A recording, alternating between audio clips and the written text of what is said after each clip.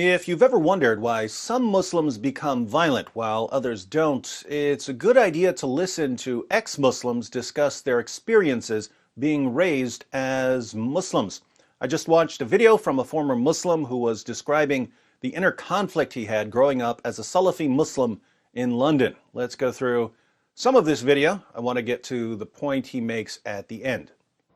I was brought up believing that the West is at war with Islam.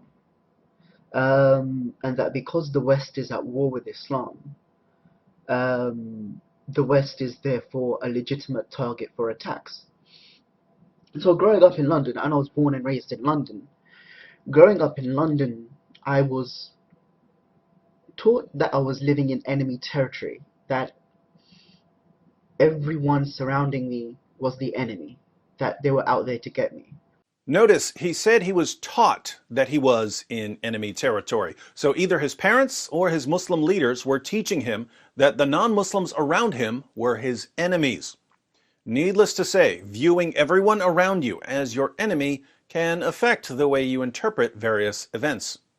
And it was within this kind of mentality that when 9/11 happened and all the conspiracy theories started flying around about the Americans making it up and doing it so that they could have an excuse to invade Muslim countries, I believed them because it fitted with what I believed in, with what I had been taught.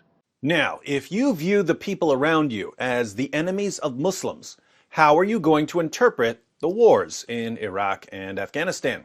And then when the Afghanistan and Iraq wars happened, I understood them in a way that explained that actually the reason why they were attacking these Muslim countries was simply because they were Muslim, because they wanted to kill Muslim people. I honestly believed that, even as and kind of growing up as like a 16-year-old. So the wars in Iraq and Afghanistan are wars against Muslims, and you're a Muslim living behind enemy lines. What do you do? So when those wars happened, I got really angry and I thought, see, they're doing it just to kill Muslims. Therefore, I want to actually take revenge and carry out an attack in London. But our ex-Muslim friend obviously didn't end up carrying out a terrorist attack. Why didn't he join so many of his fellow Muslims in slaughtering unbelievers in the name of Allah? He gives us a few reasons. The first reason is simply because I just didn't have the means available to me. If I had the means available to me when I was at my most radical and my most angry, then I think I probably would have carried out an attack. So he was willing to carry out an attack at one point in life. He was angry enough to carry out an attack. He just didn't have the means. He didn't have a gun or a bomb, so he kept waiting. Do you think there are other young Muslims who are willing to carry out an attack but simply don't have the means?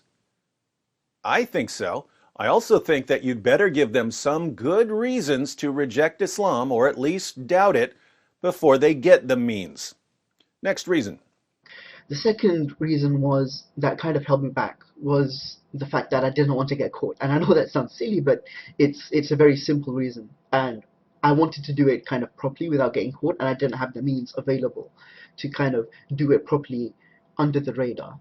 Here he's just thinking like a criminal. I don't want to get caught, so I need to wait until I come up with a plan that will allow me to carry out an attack without getting caught. Self-preservation. But whatever keeps you from killing people. Next reason. But then, after a little while of thinking about this, it viscerally just kind of felt wrong. And it just felt wrong killing people, innocent people. And because of that, I started looking for a reason to kind of find a reason to not carry out a terror attack, to kind of look for a reason for why terror attacks were wrong in Salafi Islam. And I was brought up as a Salafi. And I sought those interpretations and explanations out, and I found them. His conscience got to him. Glad this guy's not a psychopath. He simply felt that it was wrong to kill innocent people. And so he started looking for some justification within Salafi Islam not to wage jihad. Pretty creepy when you have to struggle to find reasons in your religion not to slaughter people. But he says he found such reasons.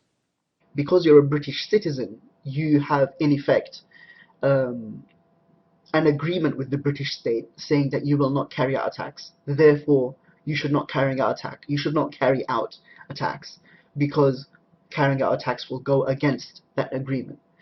And I found this convincing, and I stopped myself from carrying out attacks. Because you're a British citizen, you're under a kind of agreement with your country not to attack it. I've heard people like Unjam Chaudhary say the same thing. Unjam Chaudhary is clearly a fan of jihad, but when he's asked why he shouldn't be considered dangerous, he says that Muslims in Great Britain have an agreement with Great Britain not to attack it. Putting all of this together, we can see once again that there are different kinds of Muslims. There are Muslims who love their countries and would never dream of attacking their fellow citizens. But there are Muslims who believe that they're in enemy territory, living in countries that they believe are at war with Islam. What are they supposed to do? Well, if they're looking for a reason not to attack the non-Muslims around them, they can find a reason not to attack. They can say, you know, there's a kind of contract at work, a contract between me and my country, and I'm not going to violate that contract. If they're not looking for a reason not to kill people, then we end up seeing their pictures on the evening news, where we'll be reminded once more that none of this has anything to do with Islam. I'm starting to think that this has something to do with Islam.